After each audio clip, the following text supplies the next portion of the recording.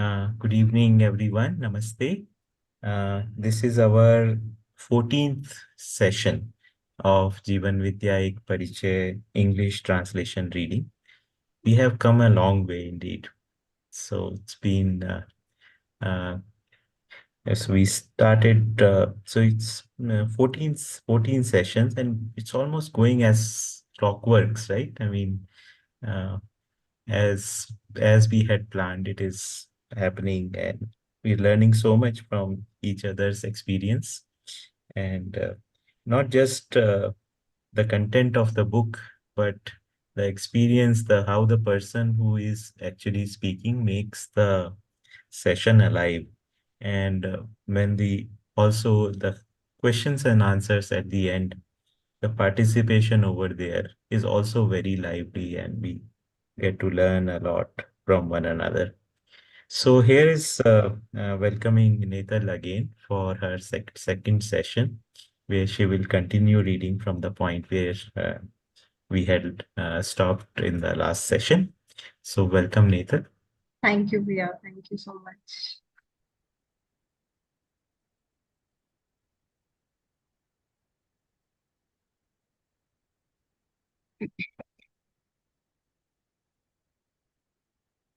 Okay. So we are supposed to start from page number 160. This is a continuation of the question that we were discussing in the last session. The question was, what is dharma and what is faith? So as until now, Babaji has talked about humane conduct, like how and like to live in dharma, what we need to do is we need to practice humane conduct, and he also dragged our attention toward living in orderliness, which he emphasized. And for doing it, what can be done? So, one thing that we were discussing recently in the last session. So, for this, he had proposed Jeevan Vidya program in the previous paragraph that we read. And that is what he continues to talk here.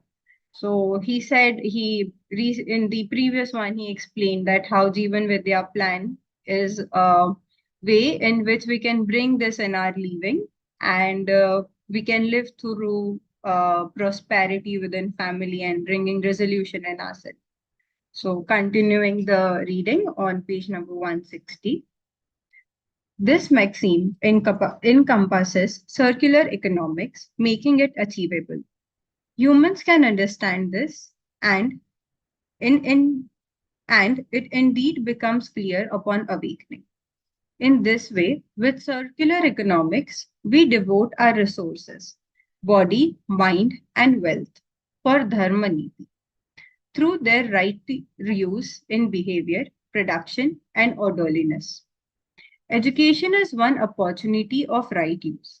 Therefore, the opportunities for righteous deployment of resources are always there, and the way of availing these emerges on own its own upon awakening.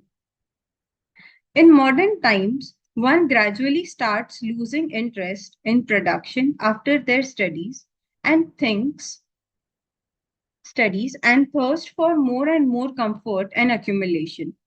However, upon awakening through humane way of living in orderliness, our basic and greater needs become limited, definite. That is, our needs become satisfied with fewer resources.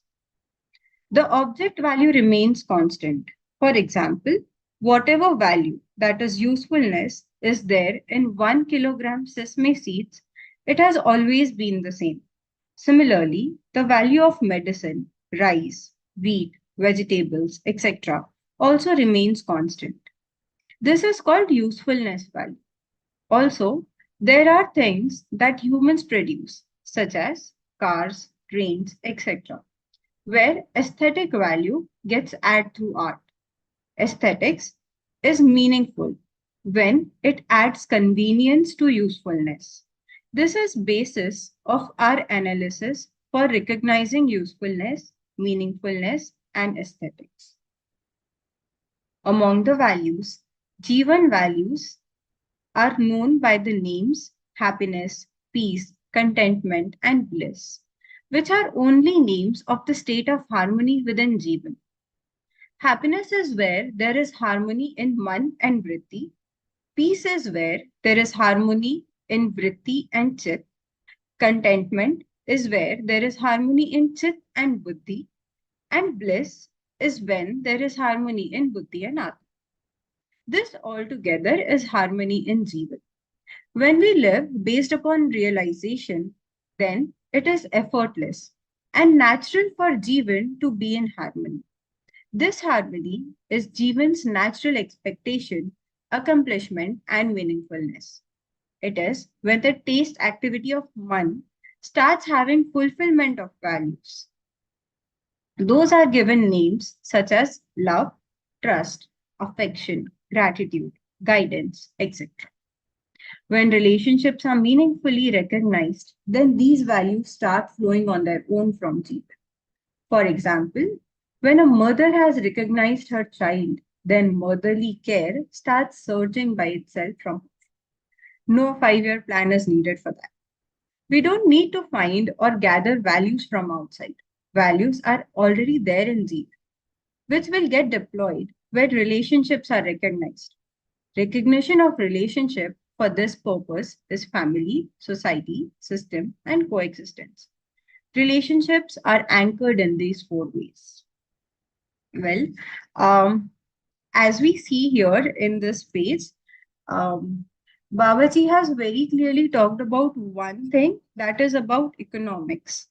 And to economics, he is relating it with not just money or something related to GDP or inflation or something like that. Here he is referring economics as the righteous use of resources. And by the term resources, here he is referring it to body, mind, and wealth. So, this I feel in itself is a very different perspective to look at resources, because generally, when we look at resources, it is more about capital, labor, or such factors, which eventually leads to a mindset of more exploitation or more wealth accumulation or such kind of aspects. But when we think of resources as a righteous use of our mind, body, wealth, then definitely we think about a good use of it, because I won't exploit my mind, body, or resources for merely accumulation of wealth. And this is what he has very clearly explained in the next paragraph following that, wherein he has said that what is actual, when we talk about value, what actually is value. So here he has distinguished that there is a thing which is known as aesthetic value and usefulness value. So when we talk about usefulness value, he says that it is defined, it is not going to change, it is something which is constant. Just for example, like he even gave and mentioned here couple, like for rice, wheat, and vegetables, the kind of value which these things had before, that is not going to change. And when we talk about aesthetics value, he is not denying it or saying it as something which is not useful or right, but he's saying it is something which should be used in a right way, and it adds on to the utility and increases the usefulness of a particular thing. So when we use those art wisely, or when we use it for a good purpose, when it increases the comfort and if it makes a certain thing more useful, it is something which is definitely appreciated. But this is the space wherein I feel we really need to be careful, that are we just are we able to recognize and analyze, is it aesthetic value or is it now a greed?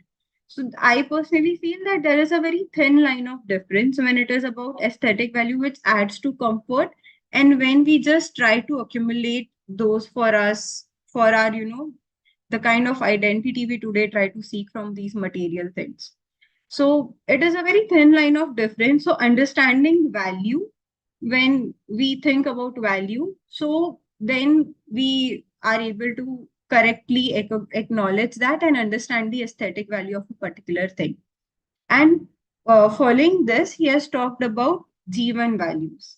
So there are four Jeevan values, as he has mentioned, that is happiness, peace, contentment, and bliss.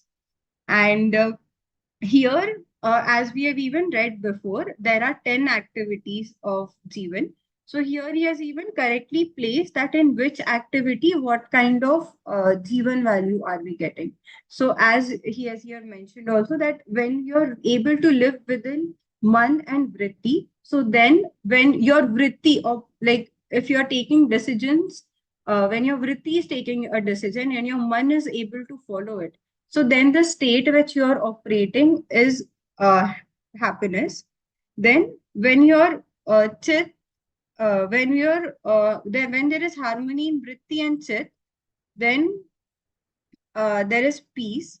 Then, when there is harmony in chit and buddhi, then there is contentment. And similarly, when you are able to live in harmony with buddhi and atma, then you are able to live in bliss. And definitely, when this is the state of bliss, it means that you are able to live in sync with all the four orders, that is man, vritti, chit, buddhi, and atma. So this is what is harmony within Jeevan, and this is the ultimate state of realization where Jeevan is willing to go. So that is to attain this four values of Jeevan, and this is how is harmony with all these four values. And very beautifully in the last paragraph, he states that values are not something which we look out for something. Values are already there. When Jeevan is there, it inherits values within itself. Because for myself, when I see often when we talk about love, trust, care, gratitude, we try to seek it from some other place. Like someone will love me, someone should be grateful for me, or likewise. But a very beautiful part of this particular thing, which always appeals me a lot, is this is already there. It is within me. So Jeevan has these values in itself. It is all about trying to deploy it with the relationship. So understanding the relationship and putting these values with it, being able to recognize it, and not just for myself but in all the four orders, that is within myself, in family, in society, for system and coexistence. So when we are able to live with the values in all these four orders, this is the ultimate state of harmony. So this is one part which I really like and always appreciated. uh, so moving ahead,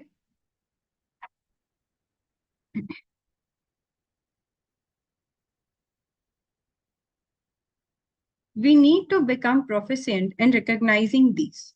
The extent to which we become proficient, we become capable of presenting evidence and meaningfulness to the same vast extent. Thereby, we start tasting the values. Jivan evaluates the values within which it manifests. Object value is spread everywhere, while Jivan value, human value, and established values are within us in Jivan, and Jivan itself performs their evaluation. It is such a natural and important activity. No external instrument is needed for doing this evaluation. It is about examine self, by self, and for self. Everyone needs this.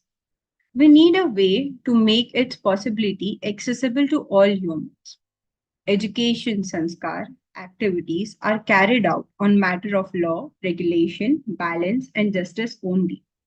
When these activities are duly carried out, then Jivan becomes awakened and capable of recognizing relationships. Human recognize relationships for their purpose, as a result, become happy. This is how we realize the taste activity of Jivan. Um, Here, when we talk about tasting the value, how I was able to understand it. So, when we try to understand these activities of Jeevan, and specifically when we try to understand this 4.5 activity of Jeevan, so at first instance, when I read this, that what is tasting of values, like how does that make sense?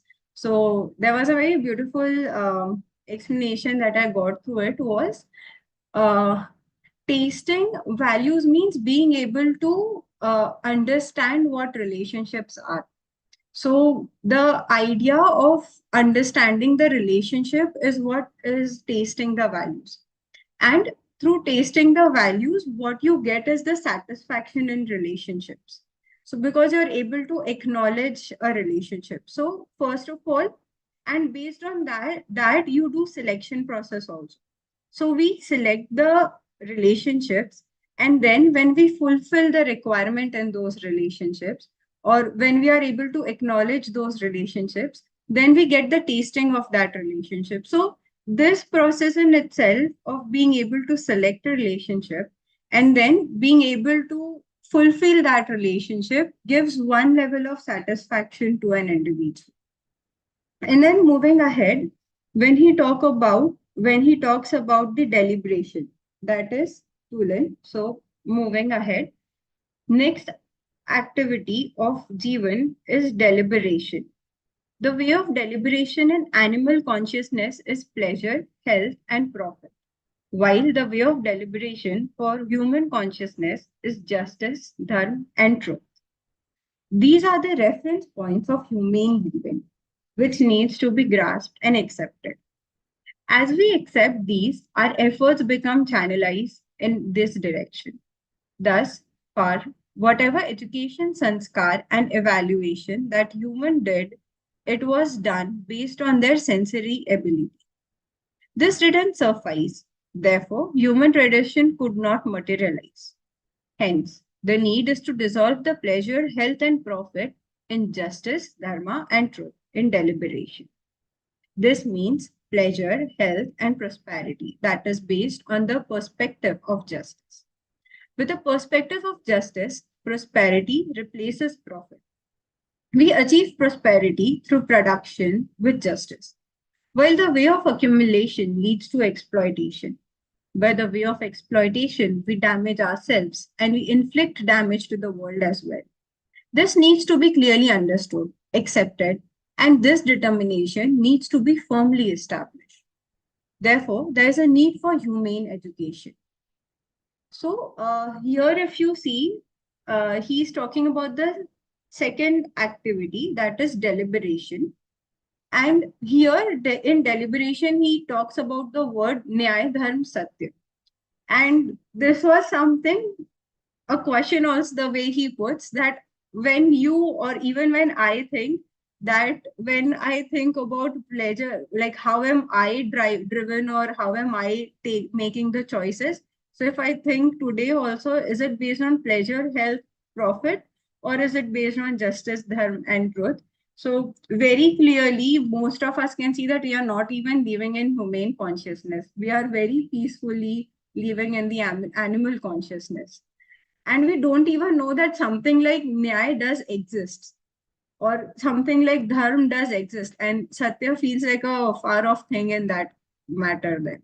So being able to recognize, and the way he pinpointed drags our attention towards the fact that we are humans and we need to live with human consciousness, but the fact is that we are not even aware of it, which eventually leads us, and the mindset we live is completely with pleasure, health, and profit. And this is not just causing harm to us, but on even to the earth, we are exploiting it to the extent that it is not even a, like, we have not even left it for a place for ourselves to live on.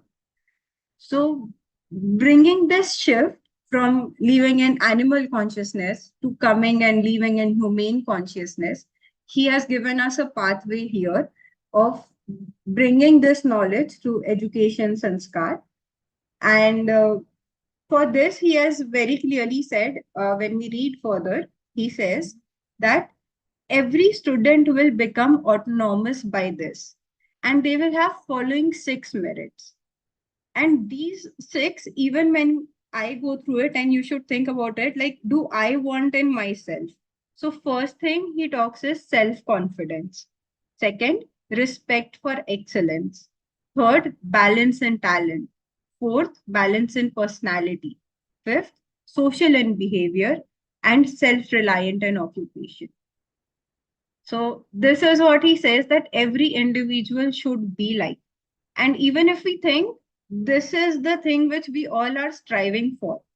So even if we are living all our life, trying to earn those skills, knowledge, making money, and XYZ things that we do, that are all to fulfill this domains, but in all the way where we are causing harm to ourselves, to relationship, and creating fearful environment in the society and doing no good to world. So how beautifully he says that these are the six things that a human is striving for, and this can be achieved through the education, the kind of education that we are talking, and this is how we can live and we should live. So further, he talks that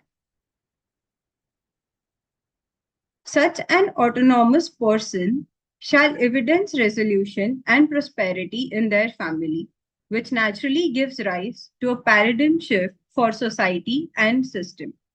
Family is the fountainhead of society and system. I have seen this.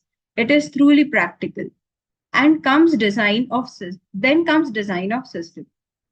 Understanding gives rise to these systems as a natural consequence. Each child first receives education from their parents and guardians. This is followed by formal education at educational institutes, and finally by the seats of state and religion, which do so in their own ways. We have not become human for all these education.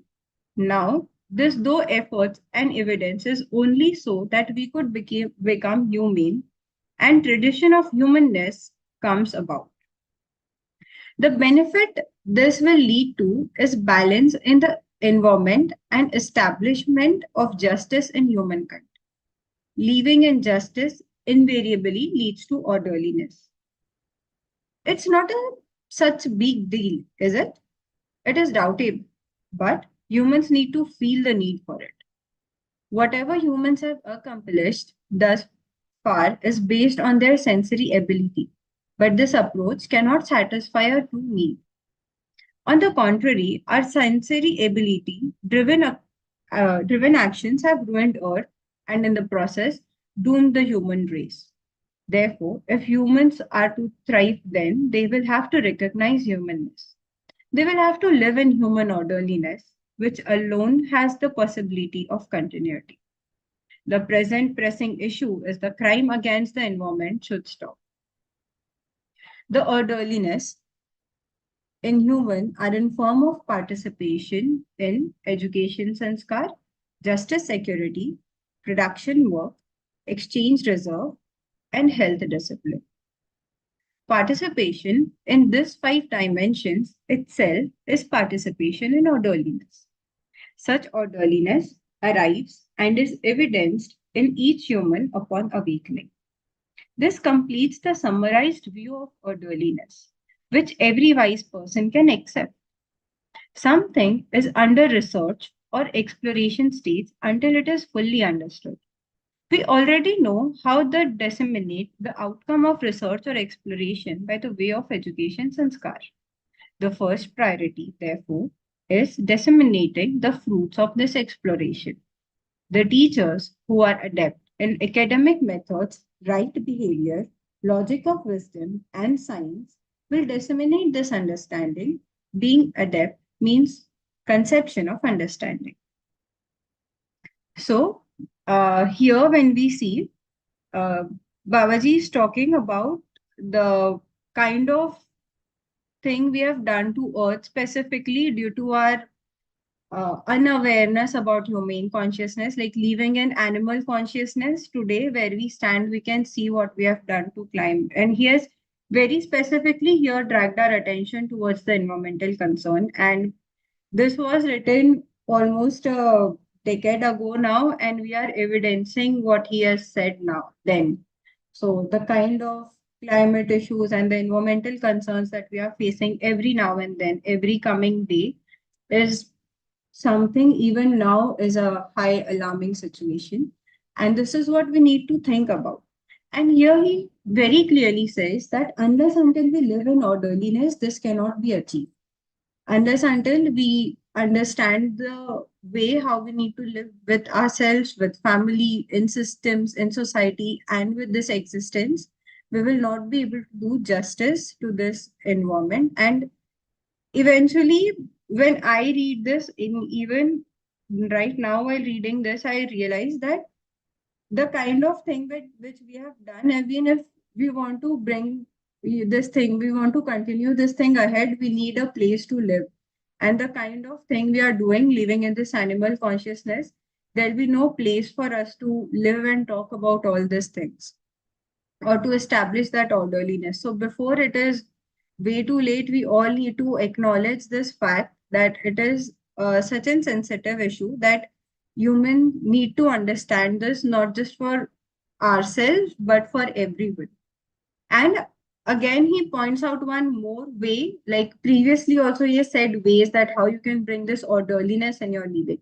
And here again, he brings our attention that there are five areas of participation where every individual should participate to bring orderliness in family and in society, wherein he mentions about society, about justice and security, about production and work, about exchange reserve, and health discipline.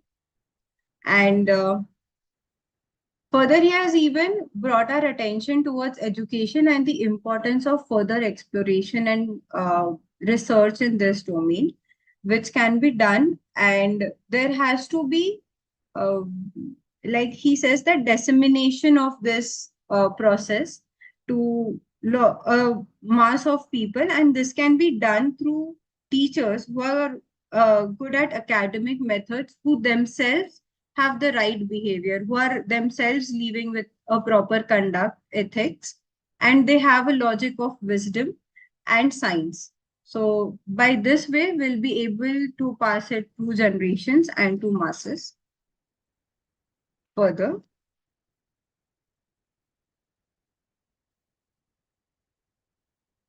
thereafter, the form of evidencing is based on one's own tendency, effort, and need. The urge for evidencing is inherent in every human. How will you remain quiet after you have felt the absolute necessity for evidencing? You will also become evidence. To begin with, I achieved this understanding by the way of exploration. Others will achieve it from me academically. After this study, one becomes responsible upon attaining both. Evidencing is imminent after both. Upon attaining conception, when we become ready to evidence it and set forth to communicate it to the world, we become realized in the process. Students will attain both only after their teacher's realization. In this way, every person will impart both to other only after they have attained realization. Both will not happen merely by speaking. We'll listen to something, accept it, and then devote ourselves to exploration. This is the path I took. However, I believe most people will follow the path of study, realization, and evidencing. So here Babaji concludes about uh, how dharma will be established, the way he started the question. And and he has given us pathways, I feel, in this answer that how dharma will eventually be established. When he initially talks about humane conduct, then he talks about living in orderliness, and and then he emphasizes on shiksha sanskar. And here again, I see this is a way he has dragged our attention that how will it come in the process of education. Like he clearly states that he has attained it by a way of imparting both and then attained realization. And uh, for us, he says that most people will follow the path of study, realization, and then evidencing. So we will get through the way we are all trying, the journey we are all trying to pursue, that we are trying to gain all the knowledge, we're trying to study it, and then we bring it to our living and realization, and finally it comes to the stage of evidencing. So in this complete recent question, I feel that it is a very wide range and a lot of things that he has talked about and brought our attention to. So, yeah. Um, so, moving to the next question. So, next question is, there are prevalent traditions and there are common people trapped in them. What is your view about them? Answer: you have used two words, tradition and common people. I understand tradition to be under four heads. First, education; second, religion; third, state; fourth, commerce. These four seats are at the helm of tradition. They are like the boats that each human sails on at some point or the other. In my eyes, these traditions have become completely rotten and useless, with nothing to offer in those on board. They keep bragging still. They are uh, still that all their efforts are for our sorry mhm, for our emancipated. Instead, the savior themselves look drowned. On this basis, I have said that all traditions have become rotten and useless. The only source of meaningfulness is human. I have studied that every human is more right than wrong. Humans can be reformed. Traditions, on the other hand, is beyond reform, and a new tradition will have to be established. The prevalent tradition does not have the substance for reform. The traditions of education and the state will remain wherever they are, meaningful or meaningless. The state at present is initially a rule, the basis of which is a constitution, which is fundamentally power centric rule, the meaning of which is stopping one mistake by another, by making another, stopping one crime by committing another, and stopping one war by waging another. What is there for human in this? Will anything change by stopping? The more we try to stop crimes and wars, the more they increased. It is for everyone to see. Can we continue the reading of this? There's just one paragraph, so we can sum up the entire question. Yes, sure.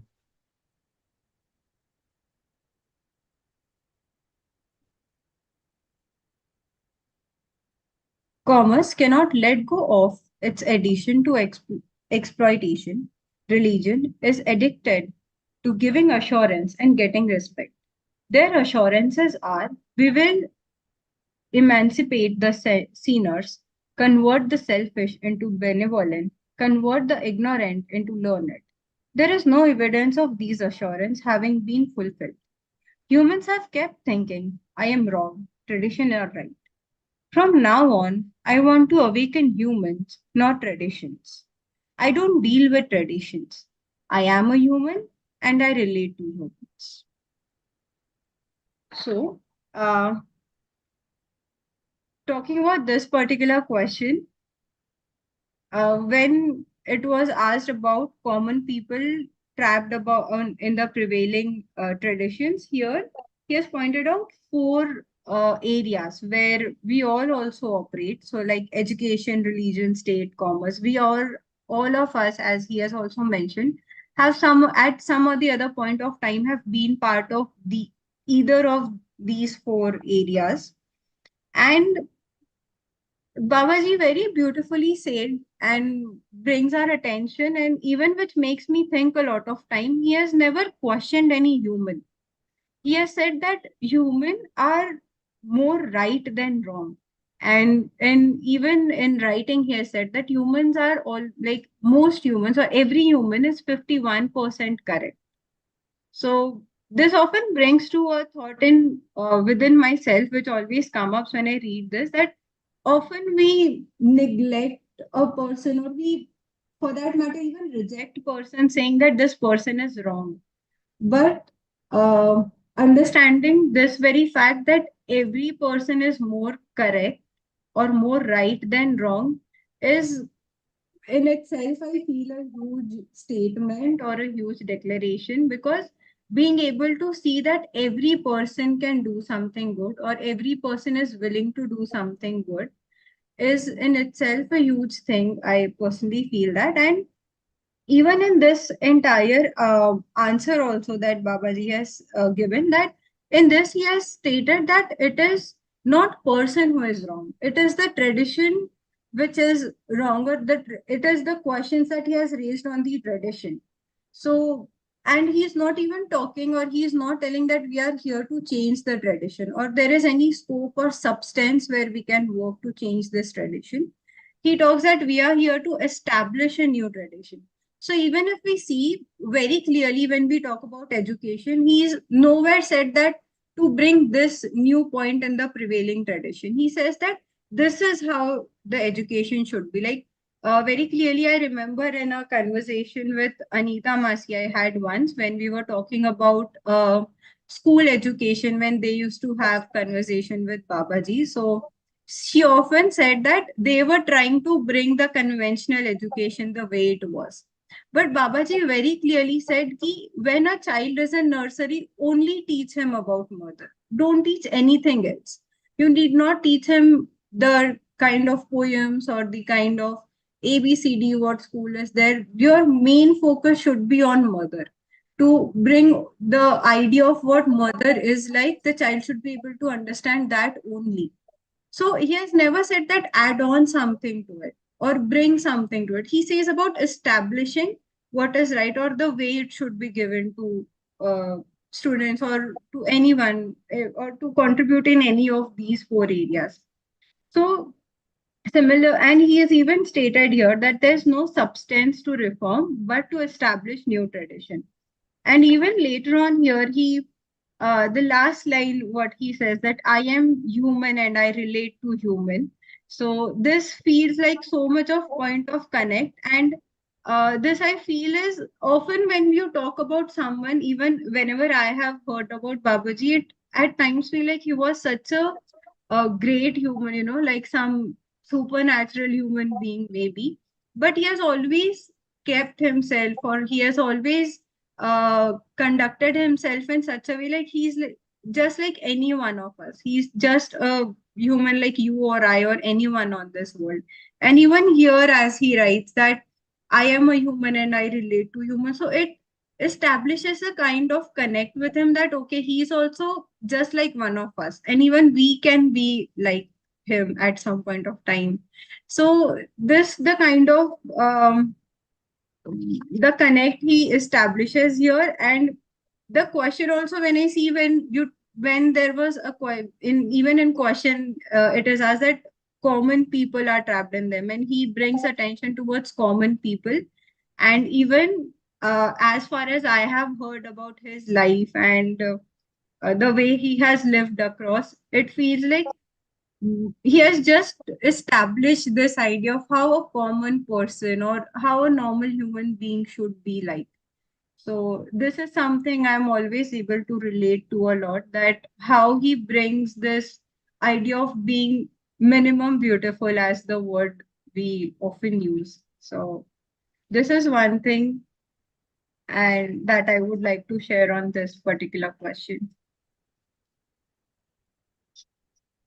Very nice. Okay. Moving ahead, there's second question. Next question. On the other hand, you say that the traditions are rotten.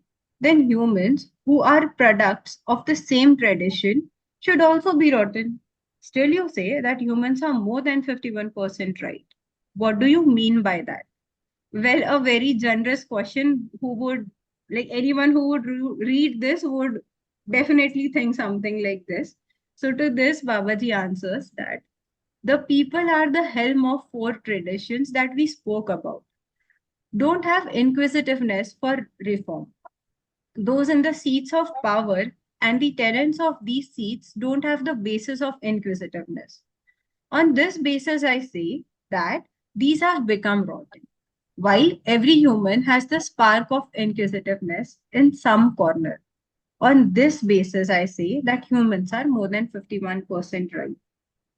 So, uh, well, this is a very short one. To this, like even when I read, I had a similar question in my mind, that when you're definitely when you're questioning tradition and you're pointing out that tradition is wrong, but these are the people who made the tradition and these are the people who are following the traditions. So definitely when tradition is rotten, people should also be rotten. But to this, he very clearly says that no, people are not rotten. And it is so beautifully, it brings our thought that when he states about this thing, that Roop Bal Dhan Pad Buddhi. So when something like this hits in your brain, when you want a particular seat, when you want some power, when you want some, like some kind of beauty, when these such things are in your head, or when you're striving to achieve them, or those quest for that seat or the power. So this false idea or imagination in our head, these leads to such kind of wrong traditions, or these leads to more of exploitation for people. But but he does not questions the integrity or the curiosity of human. He says that everyone has this curiosities, everyone has this inherent quest in themselves. It is just about acknowledging it. And for this, he says that the curiousness and the question, the inquisitiveness is there in some corner of every individual. And once this spark comes out, the human definitely will explore it further. So, this is the reason he says that every person is 51% right, or is more right than he's wrong.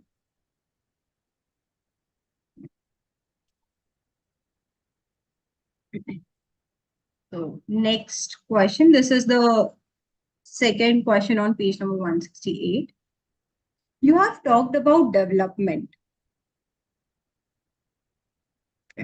So far, development has meant construction of road, getting electricity to a village, or an increase in household income. What is development according to you? To this, Babaji answers that consciousness development itself is the meaning of development in humans. However, we have been calling the construction of roads and buildings as development. Moreover, construction of a jail in every district is also called development. A bright new house is called development. I am not much against this material development because they are part of the basic and greater needs of human. However, their right use requires social consciousness. Somewhere we will end up with wrongs and crimes in mechanistic consciousness. Humans somewhere have a need for social consciousness, behavioral consciousness, and orderliness consciousness. The proposal of Jeevan Vidya is in the course of understanding developed consciousness. After this, there is a proposal for humanization of education and a proposal for family-based self-governing system. On the basis of these three proposals, we can see lesser the damage we inflict on earth, longer we will last on it. After all, where will humans live upon ruining this earth? Therefore, I would say humans are developed when they live with resolution and prosperity in their families, when they identify all humans as one race, when they have harmony in their behavior, when they do right evaluation of one another, that is, when they are social. We can continue this, Rakesh. Orderliness in humankind means being able to participate in all five dimensions. This is what I call human development or awakening. This is the meaning of being social. We haven't yet found happiness in our notion of development, resolution, prosperity, fearlessness, and coexistence. All should be accomplished for continuous happiness. Happiness will not be found without this.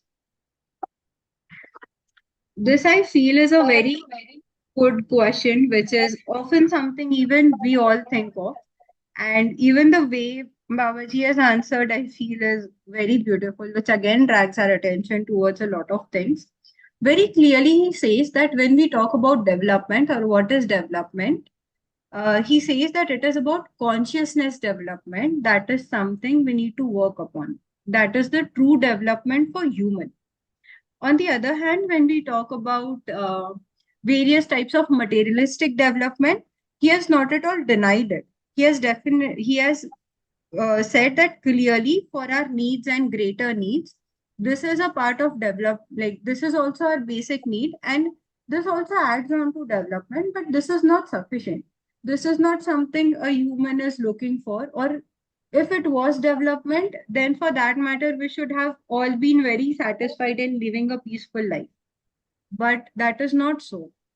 And quite mockingly, he has even said that even construction of jails is a kind of development in today's society. And definitely, this is the kind of development that currently we all look for has led to a lot of exploitation and crime in society. And here he has brought a very clear attention towards the fact that it is more about consciousness development. And when we talk about humans, he has specifically mentioned that there are three consciousness that human needs and human particularly needs to work upon. So he here talks about social behavior and orderliness development or orderliness consciousness in a human, which I feel we all need to think about. And knowingly or unknowingly, once we are aware that myself or I am not just a body or something beyond it, these are the aspects I feel knowingly or unknowingly we start working on or we start thinking on. And for this, he says that even he has said about three proposals, like how will this development take place. So for this, he says that there is Jeevan Vidya, uh, for which like it works for the Jeevan development or the consciousness development. Secondly, he talks about humanization of education through which there'll be consciousness development in individual. And third, he says that there is a proposal for family-based self-governing system. So these are the three proposals that he have clearly stated, which will contribute to a consciousness development of an individual. And later on in the second paragraph, he says that when he states about orderliness in humankind, he about orderliness, he specifically mentioned that the five orderliness that we have read earlier about education, sanskar, justice, security, production, reserve, production, work, exchange, reserve, and health discipline. So when there is orderliness in these five things, so this will help in the consciousness development of an individual. And uh, at the later stage of the answer, he even states this fact that if it was development until now, we should all have been happier. Like there are roads, there are buildings, there are all kind of luxuries that one could have thought for. Then what are we still striving for? We all should have been happy, or I would say we all should have been happiest of all, but still we all have quest of something, and we all are looking for continuous happiness. And he brings our attention towards the fact that continuous happiness can only be brought through being able to live with resolution, prosperity, fearlessness, and coexistence. So unless until we are able to find the balance and live in this four orderliness and orderliness in five kinds of reserves and or these four orders, so this is the only way we will be able to accomplish the state of continuous happiness. And happiness cannot be found without these steps. So this is what he talks about development here. So continuing the reading on page number 170. So there's next question that Darwin also gave a theory of evolution, which is still widely accepted. How is your principle of evolution different from Darwin's theory of evolution? So, answer. Darwin's presentation is limited to describing evolution of species based on their bodily structure. For example, body of an insect, a leech, a horse, a cow, and in same way, body of a human. He made skeletal structure as basis of his study. He tried to explain evolution in terms of how the bones in organisms have become longer, stronger, wider across species, while considering the human body as reference, that is the most evolved, and putting the species prior to that in chronological sequence. The Darwinian narrative about the evolution is of body, and it has few issues, but his description about humans is completely wrong. According to Darwin, gradual transformation of apes resulted in human body, and in this process a number of intermediate body forms came about, which perished eventually.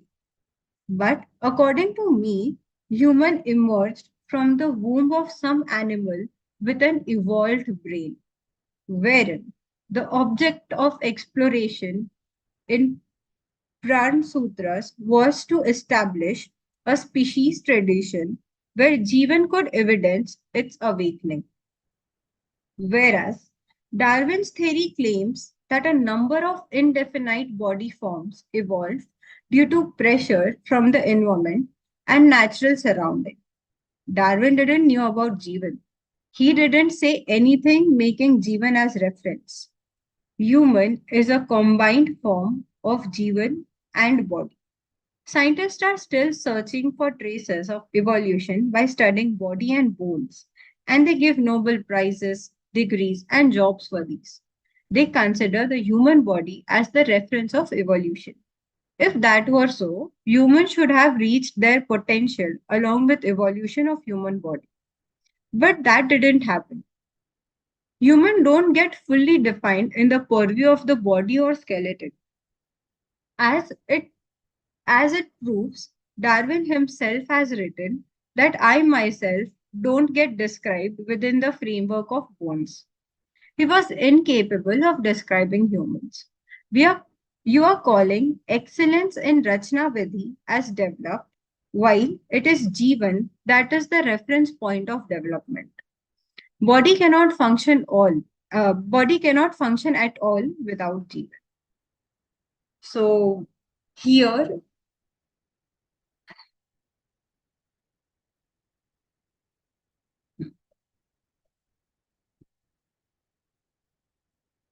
it is Jeevan that keeps the body alive, neither just on the basis of body, nor just on the basis of Jeevan. Humans are on the combined basis of Jeevan and body. So, here in the above paragraph and in this lines, if we see, as the question was about evolution. So, as we all have went through the Darwin's theory of evolution, if not read much in depth about it, I assume all of us would at least remember the pictures of one chimpanzee, and it in a way stands a bit erect and it gets its spinal cord developed, and there is a quite kind of a jungly tribal human, huge human figure. And this is how he explains the evolution of human. So, as Darwin's evolution theory, we all know, he says that we have developed from apes. And due to some kind of changes in the process and in changes in atmosphere and environment, from apes, we became humans. But here, Babaji very clearly states that no, this is not the case. We are not the one who have evolved from an animal to a human. Because here, his very point of difference, where he clearly states, is about Jeevan. So, when we see for ourselves as humans, as we all accept to this, that we are combination of Jeevan and body. So it is not that body which has evolved and we became human. And very clearly here he states one specific sentence that human cannot, a evolved human cannot be, will only be born through a person or an individual who has Jeevan. So it is not possible that from an ape or human being was, uh, a human being came along. So he says that a human who had both Jeevan and Sharir as a combination, he is the one, and this is how human can come, because human is combined form of Jeevan and Sharir. And he says that an evolved mind, like any individual who already had an evolved mind, could only give birth to another human. And in this, the major area of the major idea or the major difference here I could very clearly understand is about the fact that the idea of how Babaji places Jeevan as the very fundamental idea of how human body runs, because as we all know that body won't function anything or it won't do any such activities if it did not had Jeevan in it. So it is Jeevan which drives the body. Like all the activities that body conducts is through the process which goes on in Jeevan. So it is through Jeevan that a body is carried on, or a body functions through the Jeevan. So he says that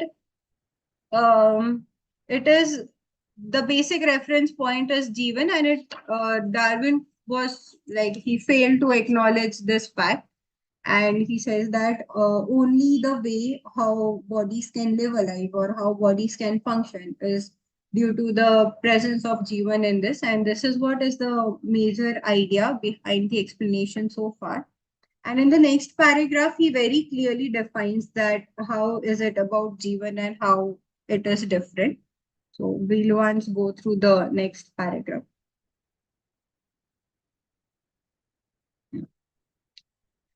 The development in atoms is for constitutional completeness. Every insentient atom is with evolving constitution. Every such atom's constitution has more particles than one subatomic particle with a nucleus and a number of subatomic particles orbiting it. This is found naturally in existence. Such atoms have minimum two subatomic particles in their constitution. There are many kinds of atom, and Jeevan is a kind of atom among this. There is no increase or decrease of subatomic particles in a Jeevan atom's constitution. Therefore, it has inexhaustible strength and power. This is called development in atom. Therefore, we are calling Jeevan a developed atom. Awakening happens after development of atom. Evidence of awakening is in knowing and believing. Recognizing and fulfilling activity happens in subatomic particles. A subatomic particle recognizes other subatomic particle, which is how they exhibit orderliness by remaining within definite distance from one another. And insentient atoms only manifest in the form of physiochemical activities. The most evolved physiochemical form on this earth is the human body. The delusion is in Jeevan's believing itself to be the body. So here he very clearly specifies and gives a kind of explanation to when he says that how is it that human is made of body and Jeevan, and it is the major part of differentiation in Jeevan. So when we talk about Jeevan as an atom, Jeevan is a complete atom. Now, before this, what happens when we see the evolution of atom also, there is an atomic structure when there is a nucleus and there are some subatomic molecules along with it. So the subatomic molecules, they understand the part of recognizing and fulfilling.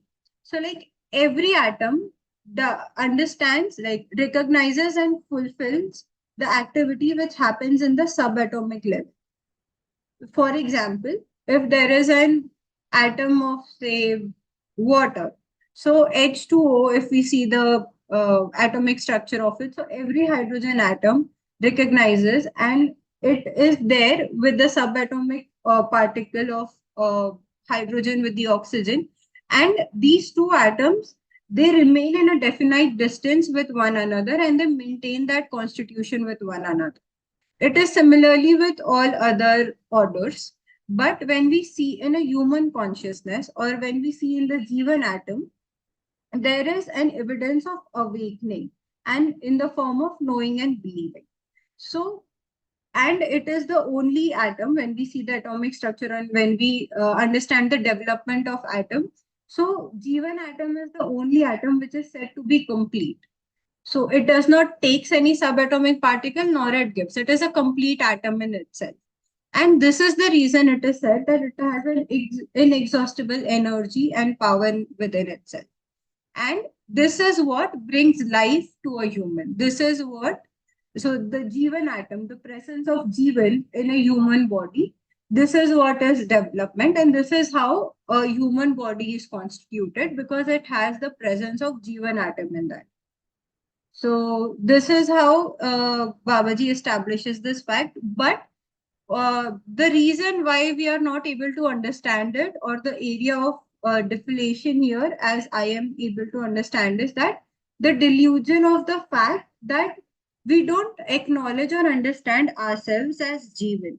Like when I think of myself, if I think of myself as body, so this is why we consider that, okay, this is the body structure and this is all what human being is about. So understanding that myself, I'm not just a body structure, but it is a combination of body and Jeevan.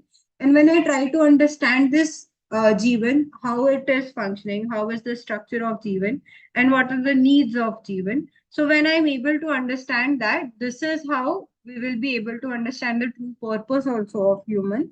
And this is what he says that is development in human. So finally, it what I am able to understand is it is about understanding the development of Jeevan, like understanding the evolution and development of atom, how the Jeevan atom is formed, and this is the way how humans are different from any other species, and the point of or the fact that being able to understand that I am not just body, because if I consider myself as body, definitely I'll try to understand myself on the basis of blood, body mass, or bones within myself. But when I'm able to understand myself as Jeevan, then I'll be able to look or think towards it in that direction. Yes. We can proceed with the next question on page number 172.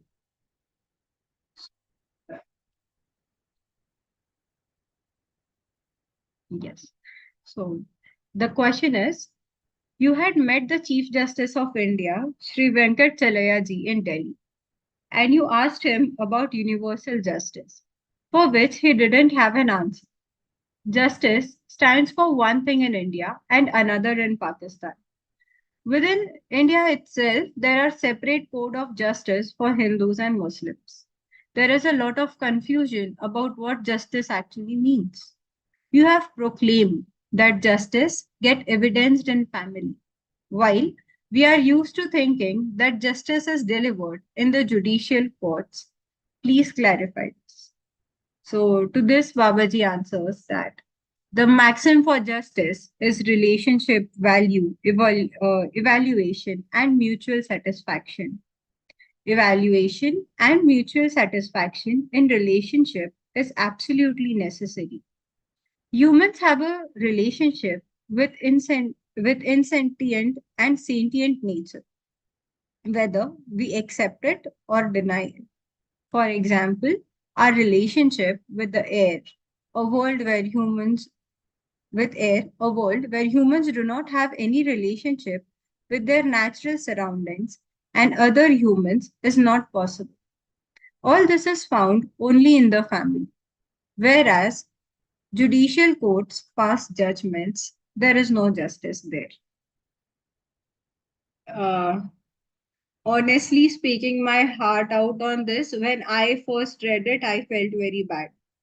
So when I came across this particular reading, I was actually doing my law studies, and I was somewhere in my first year or second year of law, and I felt कि यार मतलब ये तो बहुत ही बुरा बोल दिया. This felt like insult to me, that how can someone say like this? It was really a very bad realization for myself, to be very honest. So, like, how can someone say that there is no justice? And we, grow up. And initially, when I started studying this, I also actually started pursuing this course that, okay, I'll also bring some change in the society and do something good, do justice for that matter. And when someone says that there is no justice, it is judgment passed in court. So it really feels bad. But yeah, today it feels that yes, it is the truth also, because we don't really do justice.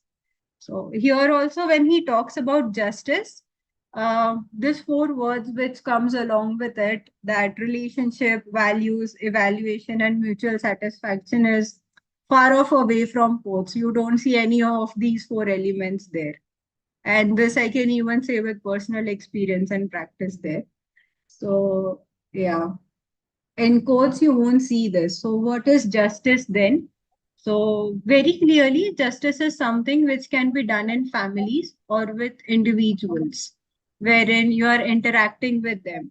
Some third person sitting on the bench cannot do justice for two people, because justice is something when it is mutual satisfaction with both the where both the parties, where both the individuals are satisfied with it, and where there are values, like where there are some values which exist in this place. So when we talk about justice, particularly, I now completely agree to this, that yes, it is like self explanatory. I feel I do not really need to talk much about it. So, justice is something which, now, here also there's one fact that why he talks about family here, because you cannot do justice alone. Like, often we see or we talk that do justice for myself or something like that. That does not happen, because when we talk about values, when we talk about relationship, that is something which, when it flows between two individuals, and the smallest unit or the closest unit is family, where we live with some other person. So when there is mutual satisfaction between two people, that is the place where nyaya is done, where justice is served. So therefore, I feel here family is kept as the core when it comes to justice or nyaya. And yes, talking about courts, there is no justice, because we never do right to both the parties.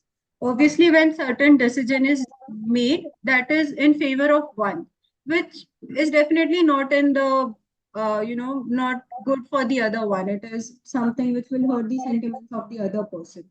So there is no values, there is no mutual fulfillment or satisfaction between two parties there. So unless until both the parties are equally satisfied, when there are flow of values and between two individual or two people, so this is the place where I feel Babaji points out that this is how, and this is when a justice can be served or justice can be done. So this is what I have understood, and even experienced a bit about justice for myself. Mm. Maybe we can, Rakesh Bhaiya, if it is okay, we can stop the discussion here Okay. and have the question answers if there are any. Because if I start the next question, the answers is quite long to this one. Yeah, I think maybe the next presenter, Sanjana, will Yes. take this up from Yeah. this point. So wonderful presentation once again. I think you brought attention to quite a few things. And first thing that I wanted to say is that the aspect that you brought attention to is that uh, our attention, when we identify ourselves with body, is only with the perspective of what is pleasant or unpleasant, what is healthy or unhealthy, and what is profitable, what is not profitable.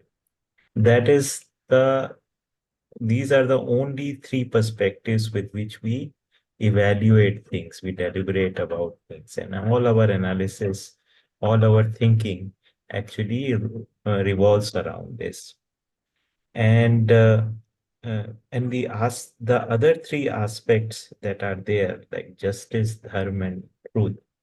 They are to actually recognize them, you need to actually have the reference of something which is immortal, something which is unchanging. Now, if we, in the absence of not having, not recognizing this immortality and permanence and uh, eternal uh, laws, what happens is that we actually interpret justice also in the terms of uh, pleasant, health, and profitable, right? So we basically interpret justice in the form of fairness at the best, right? So, and then that is not really justice, because justice requires understanding of relationships. Justice and relationship is between two immortal entities, two Jeevans, that without the understanding of Jeevan, it is not possible to understand justice. So therefore, so this darshan actually brings about the holistic view of existence and consciousness, and within that, the understanding of how human being actually, with this understanding, operates. So Mm. that was very nice. It had some very good, in the section that you read, had some very good questions. It was talking about how Babaji's uh, theory of evolution different from Darwin's theory of evolution. So just a few things I just wanted to bring about is that as far as the biological evolution part is concerned, what Babaji is saying and what Darwin is saying, they are largely the same, right? Mm. It is saying that, yeah, that evolution happens in the body, and there also he is keeping the reference of human body and keeping making the links of the previous ones behind that. There are certain things that but Darwinian theory actually talks about how this evolution happens. Okay. The Mm. theory of that actually seems to imply that it happens because of struggle for resources. The struggle basically leads to development of certain traits, which by which becomes the survival of those becomes more favorable, right? While Babaji actually says evolution happens differently, he says that one status actually gets established, and then the joyousness in that status gives rise to the next, because there is an inherent directionality in existence towards completeness. So, as far as even the physico-chemical nature is concerned, that also has the direction towards completeness, and it leads to manifestation of different species in this process. But one additional thing that he says, that even development of human body is not the end of the story, because the consciousness is not body, is not the source of consciousness, is not body. Consciousness manifests through the body, and it Mm. is Jivan that is the source of consciousness. And so the evolution also happens in the Jivan, that is a qualitative development that that actually takes place, which actually can happen by way of consciousness development, or way of education, way of sanskar. It's possible to actually reach the understanding, develop the consciousness of Jivan, so that it reaches the evolution. This was story of evolution that Babaji actually talks about. He says that development actually happens in the atom. And perhaps Darwin did not recognize that. He limited his theory to evolution in the species, right?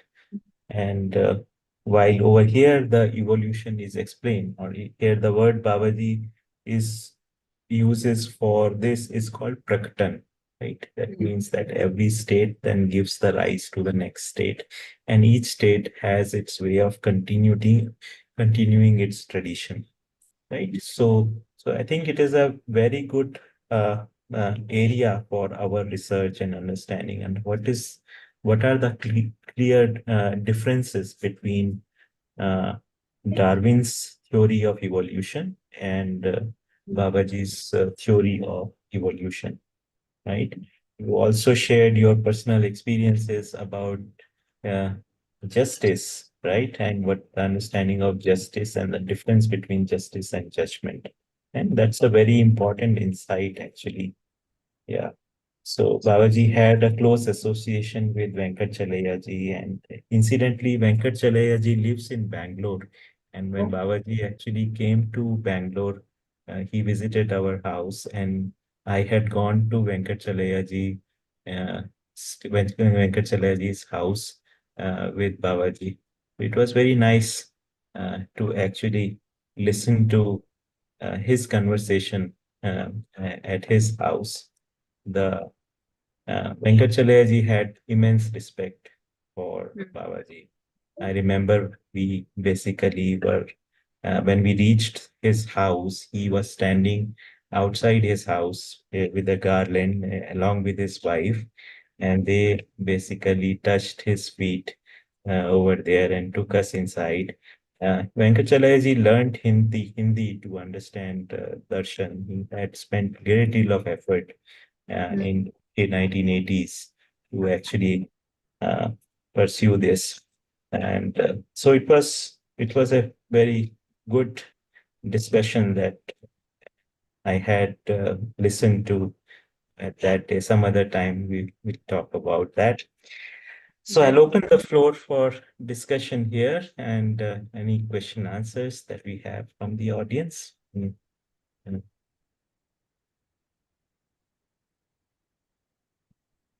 Drishta, you want to say something? I think you said you have a sore throat or something. No, no, I'm just not been well, feeling quite weak, so I won't speak, but I enjoyed listening. Please get well soon. Yeah. Oh, Thank you. yeah. So, for anyone else, Ms. Sanjeev Bhaiya, you want to bring some point for discussion here?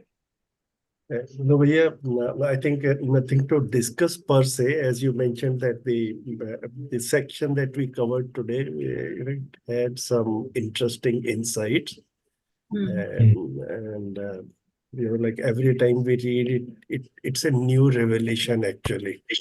Although we might have read it a dozen times earlier, and Yeah. Nital, I just want to say to you and to everyone else who has read these sessions in this series, it is so heartening, so satisfying, and so encouraging to see that youth in their 20s are trying to understand this philosophy so seriously, and are able to relate it with their lives, with your personal life, with your professions. When you are able to relate it, that is the key actually. So Yes. once that happens, there is no stopping. So good. All the best to all of you. I think I would like to hear more from other youngsters who are in the group, and everyone else. Yeah. Yes, indeed. In fact, Abhi, as these sessions are going on for a few days, I have started basically with all the inputs and all the changes that we have been doing in as we are reviewing Manav Vyavahar Darshan. I am at present also revising this book, right? Some of the sections, some of the choices of words, and some structure of sentences. So it's kind of this exercise is helping me in that as well. Yeah. So so it's very nice because once you know that how people are receiving it, how it is reading it, right? We read it ourselves and it feels all right to us. But Yeah. when someone else reads it, then we Hmm. basically know that yes, it can be improved. Yeah, yeah. True. Um, Nice. Yes, yeah. Spencer. No, I will just say, great job once again, Netajji. You did very nice reading and sharing and lots of things, and it certainly got me thinking quite a bit. Just a couple things that stood out to me. One was the paragraph where Babaji talks about why the traditions are rotten, you know? Hmm. And the one point that made a little more sense to me was because the inquisitiveness is gone, so there's no possibility for reform, like there's no possibility for it to change because there's no longer a curiosity or inquisitiveness. So it's reached sort of it's become stale, So that was one interesting point, whereas each human being still has inquisitiveness. So that made a little more sense for me today, which I really liked. And um, the other one, it just reminded me when Babaji talks about even development is building a jail in every province. I was on driving home yesterday, and on the radio I was listening, and the announcer says, "Oh, today the stock market is up 500 points. You know, this company, they are finished their quarter and they did not do so good.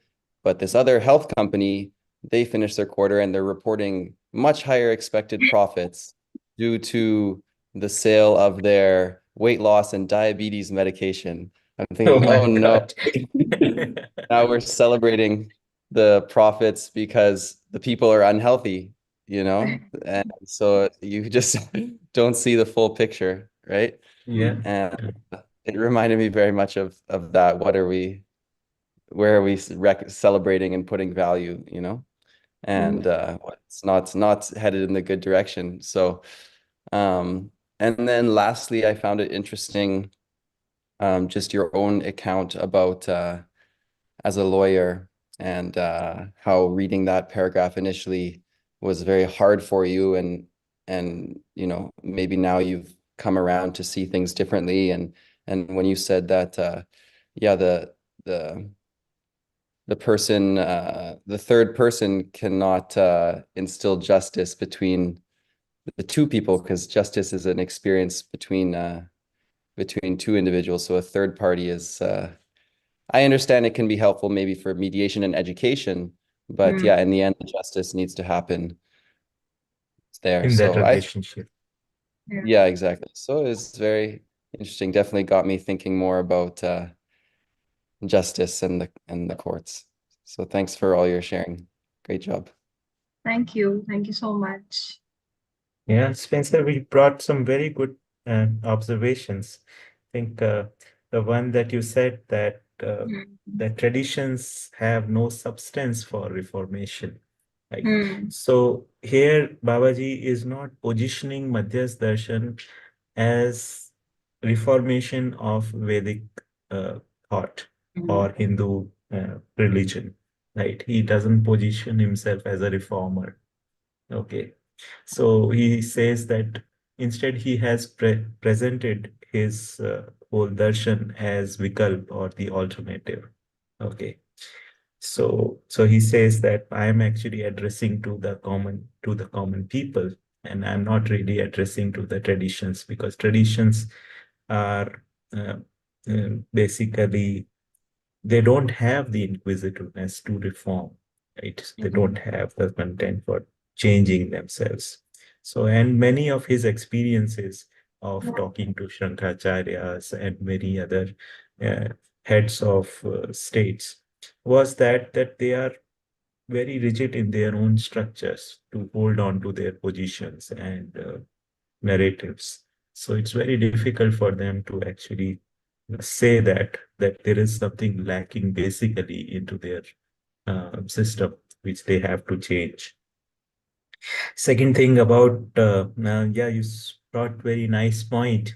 In fact, I happened to be in the States when 9/11 happened, and basically uh, we learned that the economy of the state of New York actually grew up as a result of 9/11, because there were more actually uh, reconstruction jobs, and the jobs were for the psychologists and so on and so forth. Right. So it is, so if you look at it, there was a net on net destruction, loss of life. But here we are looking at the economy going up because of that. So something is basically wrong. Yeah. In the way we are looking at things. So yeah. So wonderful. So Sanjana, you are next in the it's your turn. Anything you want to say? Hello everyone. Sorry for the low light here. No, no problem. I am very excited to be here next week presenting, and it's uh, it's been very nice over the past few weeks to be hearing everyone else especially, so many people with whom we have sort of been co-students and have often had conversations with each other about these topics, about these concepts. And as a group, all of us, understanding and going deeper into these ideas together, it's always a pleasure and a privilege to be able to learn from and to be able to learn with everybody. And I also think everyone has set a very good everyone has done a very good groundwork for me to do the conclusion over the next two sessions. And I am very happy and very privileged to be able to delve into Babaji's work with so much depth. Very nice, Sanjana. And I see Sanjeev here smiling away to glory. Very nice. He's a proud father. And even it feels so good when I see Didi, like spending 6 months with her at Manatis. Like when I saw her name at very first today, I was so happy just to see her name popping up there. So it feels like a very different connect when someone you know for so long and you've been along with is there. So yeah, it really made me feel really good. I remember the first time I spoke to Netal Behan on the phone, and I had actually met her mother in a shivir. And her mother had told me that, I have a daughter who is your age, and I really want her to, develop an interest in this. You must talk to her, and, Yeah. I want you both to be friends, and I want you to, and I was telling Auntie that, I mean, I have also just barely started this journey. I am, I really don't know what to say to anyone. But she sort of insisted that I speak to Netal Ben, and when we spoke, Yeah. it was a very nice experience. And I knew that she was a very bright and inquisitive person. And I am personally, always so happy to see how much she has grown from that first conversation when, she had so many doubts that what is this? I hope this is not some, just any other sort of random, things that pravachans that people just keep going Mm. to. And from that day to seeing her voluntarily sign up to come to Manav Teeth, and also sign up to participate so nicely in the Manovigyan program that she has been working on very diligently. It's such a joy to see her growth over all these years, and the genuine interest that she has developed in the philosophy and also in understanding it with so much depth. Yeah, thank you so much. I now recollect that call. That was like literally questioning Madhya's darshan with every possible angle. That maybe it is a kind of cult which my mom is trying to brag into. And and yeah, well, it was really different then, and now I really feel so grateful for every person I've met in this journey. It has really helped me grow a lot. Even as a person, I feel I've grown a lot in couple of years. Like this is a different 2 years of my life than all what it has been so far. And yeah, Didi is like one of the major part of that. And I remember talking to her. My mom was so excited that have a call with this girl, and she's just young like you, working so much into the field of education and trying to know this philosophy and all. And even like when you talk to youth, that is it then makes more sense than someone who's so elderly and done so much in their lives, given up on everything, and then trying to seek it. So yeah, she was one of the person I looked up to then, and even I look up to now. And I often had a good conversation, like had a lot of conversations actually about life and a lot of other things. So I always looked up to her as a guide and a elder sister to me. Feel so good. Thank Very you. nice. Very good to hear the conversation of you two. Yeah. So we are, it's about time for us to close the session. So thank you once again, Netal. And Thank you. so we will meet again on this Saturday with Sanjana leading us for the further reading. So thank you very much. Namaste, everyone. And Thank Namaste. you. see Thank you, you. everyone. Thank you for Namaste. giving this Thank you. opportunity. I hope I tried to give the content whichever I can, and I'll definitely try to do it much better further. Thank you so much. Thank you.